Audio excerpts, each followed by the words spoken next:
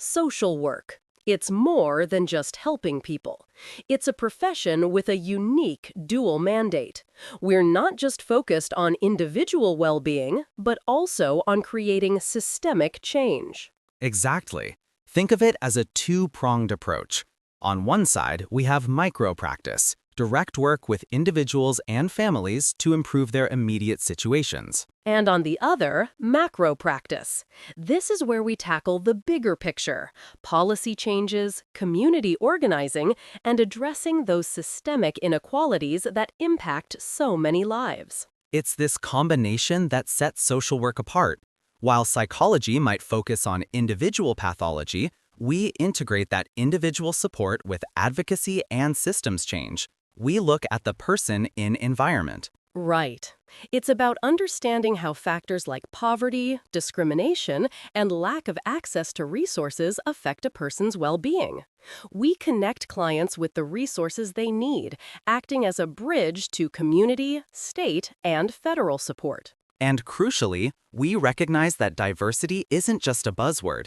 Understanding how structural inequalities and cultural contexts shape individual experiences is foundational to ethical and effective social work practice. Social work operates on three interconnected levels: micro, meso, and macro. Micro practice involves direct work with individuals and families. Think of a therapist helping a client cope with anxiety, or a social worker assisting a family navigate the foster care system. Mesopractice broadens the scope to include small groups and communities. This could involve facilitating a support group for individuals with similar challenges, or organizing a neighborhood initiative to address local needs. Macro practice tackles systemic issues through policy change and community organization. Examples include advocating for affordable housing legislation or developing a public health campaign to prevent substance abuse. It's crucial to understand that these levels aren't isolated. Effective social work requires recognizing how individual challenges are often rooted in broader social and economic factors. A social worker might use micro skills to counsel a client, meso skills to connect them with resources, and macro skills to advocate for policies that address the root causes of their struggles. Alex. Social work distinguishes itself by integrating individual support with broader systemic change. Unlike psychology, which often focuses on individual pathology, social work considers the person within their environment. Exactly. It's not just about helping someone cope with their immediate challenges, but also advocating for changes in policies or systems that contribute to those challenges. Think of it as addressing both the symptoms and the root causes. And a key part of that is connecting clients with resources. Social workers are experts at navigating complex systems and linking individuals with the services they need, whether it's housing, healthcare, or legal aid. They act as a bridge, ensuring that people can access the support they're entitled to. This resource connection is vital, especially for marginalized populations facing systemic barriers. It's about empowerment through access. Let's break down the social work credentials. A BSW, or Bachelor of Social Work, requires an undergraduate degree from a CSW-accredited program. Crucially, it includes a minimum of 400 hours in a field practicum, providing real-world experience. And the MSW, or Master of Social Work, builds on that. It's a graduate degree, also from a CSW-accredited program, but with a more intensive field practicum, at least 900 hours. This level allows for advanced clinical and macro practice with specialized concentrations. Now, for independent clinical practice, you need clinical licensure. This requires an MSW plus 2 years of postgraduate supervised clinical practice. It's a rigorous process, ensuring therapists are well prepared. And the MSW, or Master of Social Work, builds on that. It's a graduate degree, also from a CSW-accredited program, but with a more intensive field practicum, at least 900 hours. This level allows for advanced clinical and macro practice with specialized concentrations. Now, for independent clinical practice, you need clinical licensure. This requires an MSW plus 2 years of postgraduate supervised clinical practice. It's a rigorous process, ensuring therapists are well prepared. Finally, there's the DSW or PhD, the doctoral degrees. These are for those interested in research, education, administration, or policy analysis. They're the academic leaders in the field. State licensure is key for independent practice, with exams at each level. The Council on Social Work Education, or CSWE, is the backbone of social work education in the U.S. Think of it as the gold standard. Exactly. CSW accredits social work programs, both bachelor's and master's, ensuring they meet rigorous educational standards. This accreditation is crucial. It really is. CSW uses the Educational Policy and Accreditation Standards, or EPAS, to define what every social work student needs to master. And that boils down to 9 core competencies. These aren't just suggestions, they're universal standards.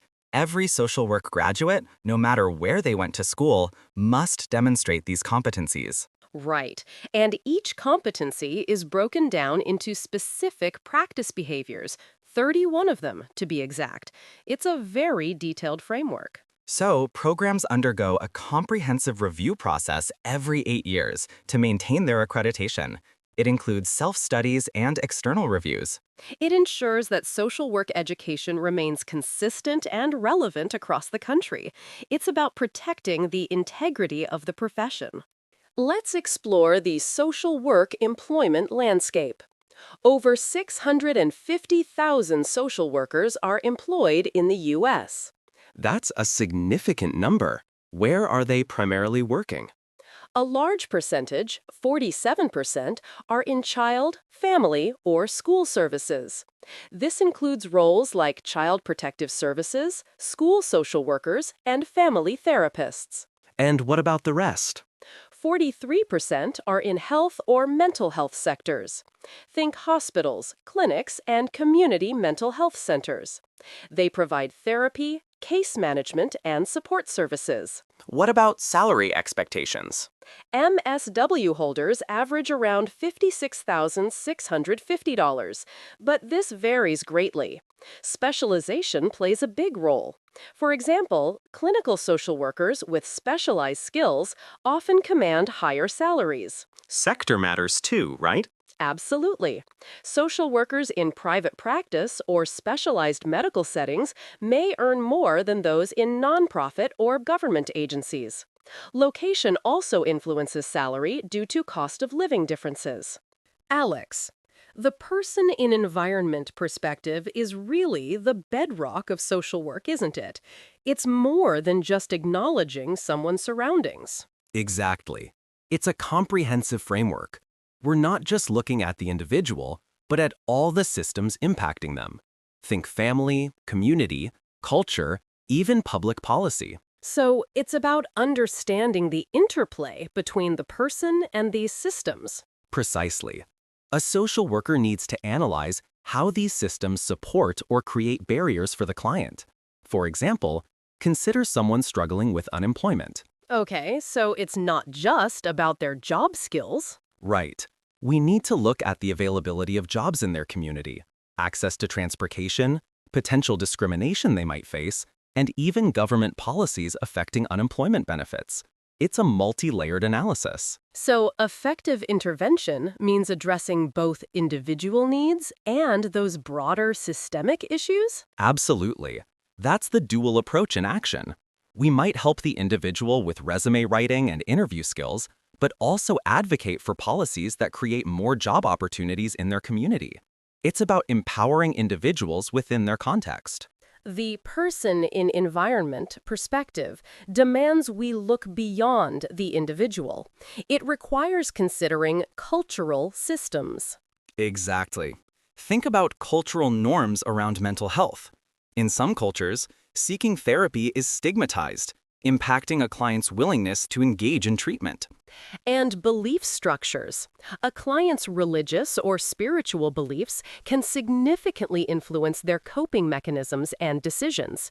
We need to respect and understand those beliefs. Public policies are another critical piece. For example, access to affordable housing or healthcare directly affects a person's well-being and opportunities. And we can't ignore manifestations of prejudice and oppression. Systemic racism, sexism, and other forms of discrimination create barriers that impact individuals and communities. So, effective practice isn't just about individual therapy. It's about advocating for policy changes, challenging discriminatory practices, and empowering clients to navigate oppressive systems. It's a dual approach. Alex, social work distinguishes itself through its unwavering commitment to diversity and inclusion. It's not just a buzzword, it's woven into the very fabric of our practice. Absolutely. Understanding how structural inequalities, cultural contexts, and systemic oppression shape individual experiences is foundational. We're talking about things like racism, sexism, homophobia, ableism, all the isms that create barriers for people. And it's not enough to just be aware of these things. We need to actively work to dismantle them. That means advocating for policies that promote equity, challenging discriminatory practices, and empowering marginalized communities. Culturally competent interventions are key. What works for one person or group may not work for another. We need to be sensitive to cultural differences, language barriers, and historical trauma. It requires ongoing self-reflection and a willingness to learn. We all have biases, and it's our responsibility to identify and address them. Continuing education and consultation with experts are essential. Ultimately, our goal is to create a more just and equitable society for everyone, and that starts with understanding and addressing the unique challenges faced by diverse populations. Social work distinguishes itself through a dual mandate, facilitating individual well-being and driving systemic change. This means social workers address both personal challenges and broader societal issues. Exactly. Unlike professions focused solely on individual pathology, social work integrates direct support with environmental advocacy. Think of it as micro, meso, and macro practice, all working together. Micropractice involves direct intervention with individuals and families. Meso focuses on small groups and communities, while macropractice tackles policy and large-scale social change. And the person in environment perspective is key. Social workers consider not just individual factors, but also the impact of cultural systems, policies, and oppression. It's about understanding how these environmental factors affect a person's well-being, and then working to address both the individual and systemic issues. This holistic approach is what truly sets social work apart.